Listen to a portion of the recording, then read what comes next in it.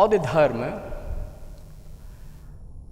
एक practical, scientific और natural religion नहीं है। ये धर्म जिसका अनुवाद रिलीजन हुआ है ये सही नहीं है, क्योंकि रिलीजन जो है सेक्टेरियन अप्रोच को बताता है, धर्म सेक्टेरियन अप्रोच को और रेशियल अप्रोच को नहीं बताता है। धर्म यूनिवर्सैलिटी को बताता है। और गौतम बुद्ध ने अपनी बातों को, जो हम लोग बात कर रहे हैं संदेश, उन्होंने क्या कहा? गौतम बुद्ध ने स्वयं इन जो संदेश दे रहे थे उन्होंने खुद कहा ये हमारा धम्म है। और महावग्ग में इट इज इलोक्वेंटली एक्सप्लेन्ड, बुद्ध ने कहा है देशेत भिक्षवे धम्मं, उन्होंने धम्म शब्द का उपयोग किया है। देशेत भिक्षवे धम्मं आदि कल्याणं मध्य कल्याणं पर्योसान कल्याणं साथ्यं सभ्यंजनं केवल परिपुण्यं परिशुद्धं ब्रह्मचर्यं प्रकाशेत। ये हमारा धम्म है। और ये शब्द बुद्धिज्म जो है, this is a modern connotation. The term Buddhism came into existence in 1929। 1929 में ये टर्म बुद्धिज्म आया है। और एक जर्मन जर्नलिस्ट थे, पत्रकार थे, उन्होंने पहली बार इस टर्म को यूज किया अपने न्यूज़पेपर में और उन्हें बुद्धिज्म कहा, BUDZEISM। बाद में ये बुद्धिज्म हो गया। तो this is a modern connotation. तो बौद्ध धर्म, और दूसरी बात, बौद्ध धर्म कहीं भी पाली बांग्मय में ये शब्द नहीं आया है। जो हमारा 39,000 जो पेजेज में त्रिपिटक ये आदि हैं, कहीं भी बौद्ध धर्म नहीं आया है। ये हमारा धम्म है और ये अनुभवजन्य है। उन्होंने अनुभूति की, एक्सपीरियंशियल थॉट है ये, और ये साइंटिफिक है। गौतम बुद्ध ने कहा है कि हम क्या करें, तो ये तत्व संग्रह में है, तापाच्य छेदाच्य निकषात स्वर्णमेव पंडितै परीक्ष भिक्षो ग्राह्यं मदवचो न तो गौरवात।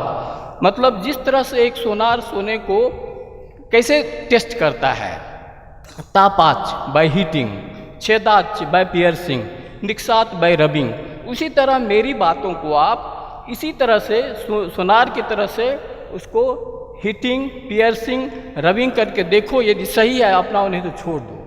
ये Gautam Buddha, he is the first philosopher thinker on the earth who gave full freedom to followers, कि आपको मानना है तो मानो, नहीं तो छोड़ दो, फुल फ्रीडम है। तो यदि आपके लिए अच्छा लगता है तो अपनाओ, नहीं तो छोड़ दो। तो ये साइंटिफिक है, एक एक्सपेरिमेंट पे आधारित है। और ये प्रकृति, ये जो भगवान शब्द है ये गॉड नहीं है यहाँ, एक्चुअली ये भगवा है। यहाँ जो भगवान बुद्ध बोलते हैं तो गॉड बुद्ध नहीं है। ये पाली में हलंत नहीं होता है तो भगवान भगवा हो जाता है। तो आचार्य बुद्ध घोष ने समंत पासायतिका में भगवा शब्द की व्याख्या की है। भग दोषो लोभ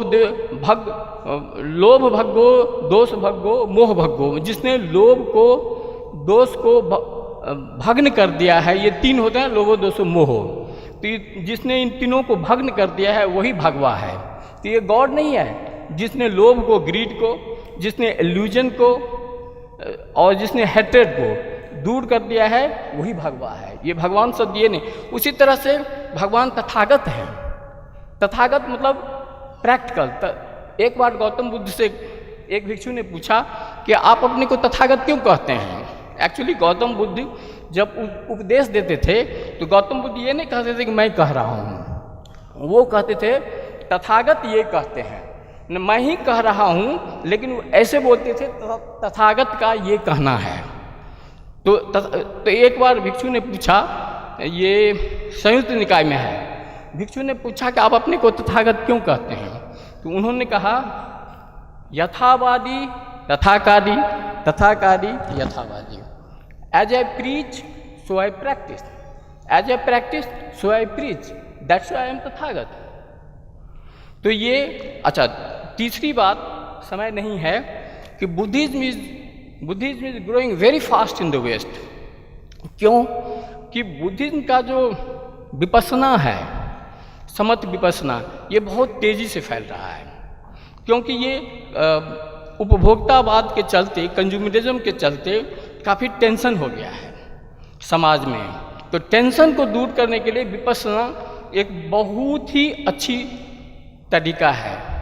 तो विपස්සना को अपना रहे हैं खास करके यूरोपियन कंट्रीज में, अमेरिका में। तो Buddhism is growing very very fast in the west. Finally हम यही कहेंगे कि आपने अल्बर्ट आइंस्टाइन का नाम सुना होगा।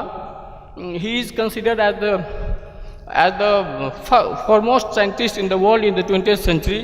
उन्होंने बुद्धिज्म के बारे में क्या कहा, ये मेरा अंतिम है।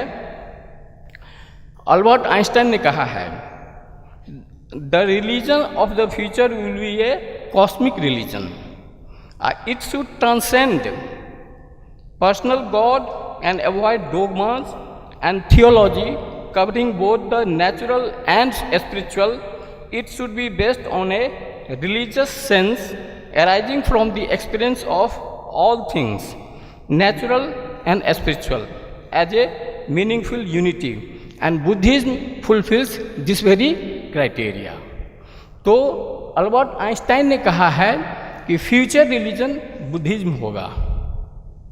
तो इन सब बातों के साथ मैं अपनी वाणी का विराम देता हूँ। आपको एक बार पुनः प्रणाम।